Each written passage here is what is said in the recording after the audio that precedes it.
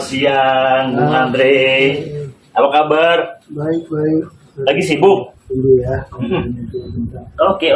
Aduh. Sorry, gak waktunya. Pengen ini aja sih, pengen cita-cita. Tapi sebelum kita masuk ke cita-cita, kita tegur ini dulu yuk, sapa dulu shooters. Kita sebutannya shooters. Oke? Hai shooters. Ya, sebelum ngobrol nih, Bung Andre, coba dong perkenalkan dulu dengan shooters. Hai, gua apa saya ya? Gue nggak apa-apa. Gue Andre. Aku bilang survivor apa bahasa Indonesia-nya? Penyintas mungkin ya. Penyintas, iya penyintas. Iya. Pernah punya permasalahan dengan penyakit yang cukup ditakuti oleh banyak masyarakat umum, tapi berhasil untuk membenahi diri untuk berada dalam kondisi yang paling tidak stabil, untuk tidak masuk ke dalam tahap seperti yang sebelumnya. Oke, shooters, itu tadi pembukaannya mengenai pernah mengalami suatu sakit yang tidak main-main. Tidak main-main. Berarti kalau sudah disebutkan tidak main-main, itu berarti penyakit itu wow banget. Oke, sekarang kita nggak usah lama-lama deh, kita dengerin dulu. Kalau boleh tahu nih Bung Andre, bukan boleh tahu, harus kasih tahu ke kita.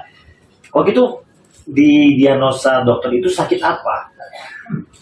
Diagnosa dokter itu sih kita berapa ya? Oktober 2021 kalau nggak salah. Oktober 2021. Oktober 2021 itu kondisinya waktu itu badan udah bengkak, semua bengkak. Dada udah nggak bisa napas, udah sesak karena ada penumpukan cairan semua di kaki, di perut, di leher, semua udah bengkak. Ini udah agak pelok, lidah ngomongnya udah kayak jago gitu, karena akhirnya dibawa ke rumah sakit.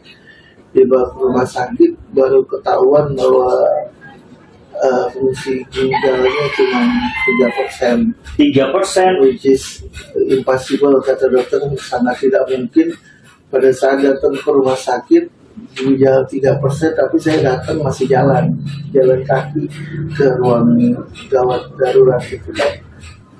Masih bisa jalan, masih bisa ngomong, walaupun agak ini ya. Nah, sampai keluar diagnosa,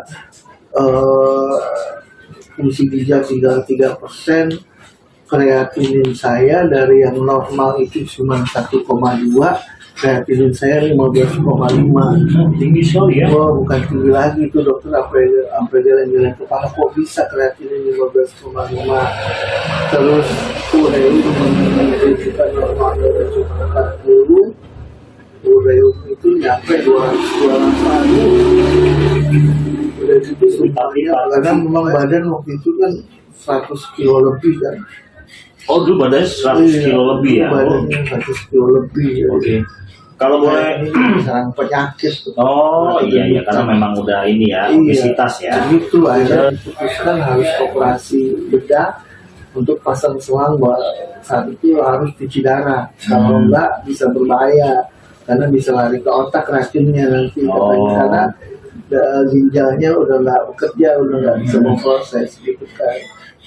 Akhirnya ya diputuskan malam itu juga operasi dan cuci darah. Tapi akhirnya diselidiki penyebabnya ginjal tidak berfungsi itu awalnya dari hipertensi, gula darah, dan kolesterol, asam urat, bukan kolesterol, asam urat. Jadi diabetes, hipertensi, dan asam urat yang menyebabkan jadi kena gagal ginjal. Jadi urin tinggi. Iya, ya udah segala macam lah, udah numpuk semua penyakit. Bisa apa aja lah, semua kena. Saya juga jadi kondisinya saat itu, kondisi yang buat dokter itu apakah aku bisa selamat ataukah tidak, karena kondisinya udah parah banget gitu kan. Jadi Tapi masih sempat sadar itu dengan sadar. Makanya dokter bingung kok masih sadar, masih diajak komunikasi, ngobrol lancar. Jadi berapa lama waktu itu dirawat di rumah sakit? Dirawat dulu di rumah sakit waktu awal habis operasi karena udah mulai rutin cuci darah waktu itu seminggu 2 kali ya kalau nggak salah.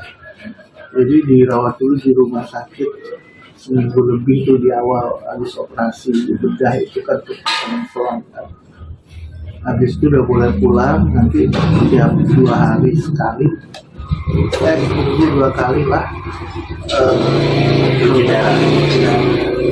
Darah tuh 2 bulan, tapi prosesnya nggak seminggu 2 kali. Saya dalam 2 bulan itu betul-betul karena ngerasa udah nggak nyaman badan, udah overweight ya, udah obesitas 100 kilo lebih. Akhirnya ya udah terima aja lah, cuci darah dulu 2 minggu, seminggu 2 kali sama hampir 3 minggu ya, seminggu 2 kali. Habis itu minggu keempat dicoba seminggu 1 kali, ternyata ada perubahan. Setelah cuci darah tuh kreatinin langsung drop dari 15,5 langsung 5. Sementara diagnosa dokter itu kalau kreatininnya udah di bawah 5, ada kemungkinan udah nggak perlu cuci darah. Tapi itu waktu itu dokter belum ngomong hal itu karena masih terus cuci darah. Saya juga kan belum ngerti itu kreatinin apa dalam posisi berapa, dan setelah berapa bulan itu saya pelajari baru tahu bahwa oh ternyata kondisinya gini. Nah, itu juga membingungkan karena kreatinin saya tiba-tiba dari yang tinggi banget gitu kok bisa cepet dropnya langsung ke angka 5 gitu kan. Terus ureumnya juga udah mulai drop dari 228 jadi 90 gitu. Terus lama-lama saya ubah pola makan, selama cuci darah itu 2 bulan penuh, diet total, nggak makan protein sama sekali. Sama sekali nggak makan protein, ini cuma makan sayuran aja. Protein paling cuma makan tahu doang 1 hari 1 gitu. Saya nggak makan sayuran hijau, bayam apa, malah takut banget. Jadi cuma makan sayuran putih doang, kayak kol, sawi putih, kayak ada hijau-hijau cuma brokoli saya makan wortel. Tapi hampir setiap hari selama 2 bulan itu makannya kol doang. Itu direbus ya? Ditumis aja pakai bawang putih. Oh. Nah, minyaknya nggak pakai minyak goreng, pakai minyak zaitun. Oh, minyak zaitun lebih aman berarti Iya, ya? lebih aman. Sayurannya apa aja tadi yang aman buat ginjal? Kalau yang putih, paling aman tuh yang berwarna putih sebetulnya. sawi putih gitu ya? Kalau kaliumnya dan fosfornya normal di tubuh, bolehlah makan sayuran hijau. Tapi untuk awal masih dalam kondisi yang belum stabil, hindari dulu deh sayuran hijau dan protein hewani khususnya. Protein hewani. Dihindari dulu. Jangan dulu ya? Jangan dulu. Terus kita mendapatkan protein dari tahu tadi atau tempe? Iya, dari sayuran yang kacang-kacang yang mengandung kacang-kacangan, tapi bukan kacang yang mengandung purin tinggi ya. Seperti apa itu? Kalau kacang tanah kan purinnya tinggi, nggak boleh. Oh. Itu menyebabkan batu ginjal kan. Oh, tapi kacang yang lain boleh? Yang paling aman itu almond. Almond? Iya, yang paling aman itu bukan kacang almond. Tapi kan harganya mahal, jadi mendingan udahlah kalau usah makan kacang. Tadi saya makan buncis, kacang hijau sedikit-sedikit masih dimakan. Cuma benar-benar menghindari kacang-kacangan dulu, lebih ke fokus ke sayur-sayuran aja. Kalau ayam, ikan Kalau itu? buah, ayam masih makan ayam tapi dadanya doang. Oh, hanya bagian dada. Ya, dagingnya aja. Tapi itu nggak boleh lebih dari 100 gram setiap hari. Jadi Setiap 100 hari? gram mentah ya. Hitungan mentah 100 gram itu mengandung protein sekitar 30 gram. Jadi ya 30 gram miligram ya itu. Pokoknya hitungannya begitulah. Itu yang paling aman untuk dimakan. Nggak boleh lebih dari itu untuk ginjal. Yang udah kena gagal ginjal. Jadi protein memang betul-betul diatur. Kalau udah makan ayam pagi, udah sehari itu doang, nggak makan lagi, makan sayur aja. Atau makan buah. Buah juga waktu itu kan dibatasi karena kan kaliumnya masih berlebihan, masih bengkak kan. Oh, jadi buah apa aja yang aman? Cuci darah itu kan membuang cairan yang tidak diperlukan dan membersihkan darah sekalian kan. Akhirnya makan buah yang aman itu semangka, nanas, pepaya itu. Itu buah yang aman. 3 buah itu aja yang dirutinin tiap hari yang dimakan tuh. Selama 2 bulan itu terus betul-betul motong karbohidrat, nggak makan nasi putih. Gantinya nasi hitam. Nasi hitam, bukan Iya. ketan hitam ya, nasi Iya, hitam. jadi kalorinya nasi hitam itu kalau seadanya nasi putih itu 100, kalau nasi hitam itu kalorinya cuma 30. Jadi Bedanya jauh ya. pengaruh di gula darah, akhirnya gula darahnya ikut turun. Kalau beras merah? Ya nggak boleh, kalau beras merah nggak boleh karena fosfornya tinggi, jadi Oh, nggak bagus buat iya ginjal ya. bagus buat ginjal kan fosfornya tinggi, jadi Jadi waktu ganti dengan beras beras hitam. hitam. Apa ditakar juga waktu makan beras hitam? Iya ditakar juga sama. Oh. Bahkan kalau udah sakit itu kan nggak, masih syukurlah bisa makan. Saya nggak kepikiran mau makan, malah kalau ya udahlah daripada lambungnya kena nggak makan, nggak makan. Tapi betul-betul diatur banget takarannya itu. Kan saya makan cuma sekitar 4 sendok makan doang udah kenyang. Akhirnya selama 2 bulan itu berhasil nurunin badan lebih dari 30 kilo. Dalam waktu 2 bulan. Dalam waktu 2 bulan. Melebihi dari 30 kg Iya. yang sudah dihilangkan. Iya. Oh, dari itu karena pola makan yang karena diatur pola tadi. makan itu memang karbohidrat, daging-dagingan enggak, cuma ayam doang. Kadang ikan, tuna doang yang saya makan. Itu masih aman.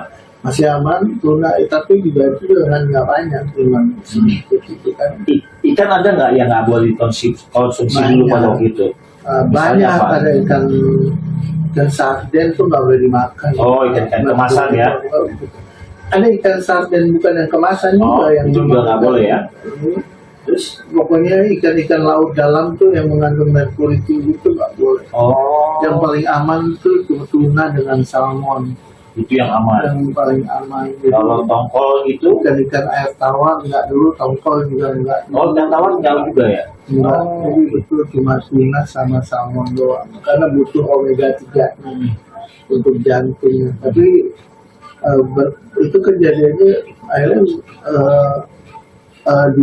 itu kan masuk bulan Oktober ya cuci darah. Akhirnya bulan Januari awal itu hadir tahun baru, dokter ngomong, wah bapak selamat nih, kayaknya bapak udah nggak perlu cuci darah lagi. Fungsi ginjal saya dari 3% tiba-tiba menanjak. Itu kan stadium 5 ya, udah kacau banget tuh, stadium 5 ke 3%. Tiba-tiba diperiksa lagi, fungsi ginjal saya naik jadi 15%. Wah, 15% lewat, naik ke 22. Wah, berarti saya udah pindah ke stadium 4. Tiba-tiba dalam beberapa bulan kemudian, naik lagi ke stadium 3A. Udah GFR-nya itu udah naik ke angka 30-an ke atas gitu kan. Udah, ternyata ada perbaikan ginjal. Tapi dokter-dokter juga bingung kok bisa ya ada perbaikan ginjal secepat itu gitu. Saya jujur aja waktu cuci darah itu yang jaga itu kebanyakannya ngomong, udah kan mau cuci darah makan apa aja ntar juga darahnya kecuci.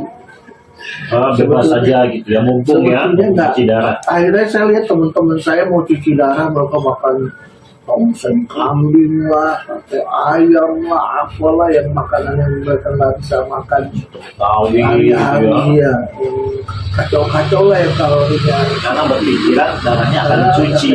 Padahal sebetulnya proses makanan diproses itu sampai dalam darah itu tidak secepat itu gitu. Dalam beberapa jam itu belum tentu semuanya keproses. Jadi pada saat makan terus cuci darah itu kan 5 jam lama, ada yang 6 jam lah. 5 jam 6 jam lama. Itu aja udah, itu nggak semua kecuci gitu kan. Yang sebelum-sebelumnya aja yang kecuci. Jadi yang lainnya masih numpuk, yang baru-baru dimakan masih numpuk racun-racunnya. Tapi akhirnya pemulihan 1 bulan, habis itu udah sampai sekarang udah enggak. Saya akhirnya rutin minum vitamin yang memang saya butuhkan, memang makanan yang akhirnya sekarang berpikir makanan yang dibutuhkan, bukan makanan yang mau dimakan. Itu kalau mikirin makanan yang mau dimakan, semua mau dimakan. Ya. Sekarang kontrol diri aja, kalau emang masih bisa dimakan, kalau tubuhnya masih butuh itu dimakan. Tapi kalau tubuh udah nggak butuh jangan dimakan. Pikirkan lebih ke kualitasnya ya. Saya sekarang udah musuhan sama daging-dagingan merah. Jadi udah nggak makan sapi, Apalagi kambing. olahan-olahan sapi. Saya nggak makan kambing juga, olahan sapi, kambing, olahan makanan olahan lah, nugget, sosis apa Kornet itu itu semua ya, pemicu ginjal semua. Jadi makanan kaleng, minuman kaleng, boba, minuman boba itu semua ada, itu semua penyebab pemicu sekarang. Karena yang waktu cuci darah itu banyak banget anak-anak muda masih umur 15-16 tahun cuci darah gara-gara tiap hari minum boba. Aduh. Itu minum Jadi minuman intinya- kemasan, ada minum soft drinks, apa Coca-Cola apa segala macam. Ya mungkin kalau sekali-sekali minum masih apa-apa nggak ya. apa-apa, tapi kalau tiap hari, maksudnya seminggu 2-3 kali itu juga nggak bagus gitu. Yang normal-normal aja lah, karena ginjal itu memang butuh cairan bersih untuk memproses racun yang ada dalam darah dan dibuang air kemih gitu kan. Tapi di luar itu tiap hari saya rutinin bawang putih, lemon. Padang-padangan udah enggak nih. Udah musuhan total. Musuhan, ya. Udah musuhan. Jadi bawang putih, persen lemon, Iya, sama sama madu. Iya, Oh. rutin tuh tiap pagi bangun sama mau tidur minumin itu aja. Nggak taunya setelah berapa bulan didiagnosa diabetes saya udah sembuh, normal, hipertensi udah normal, udah nggak boleh minum obat lagi.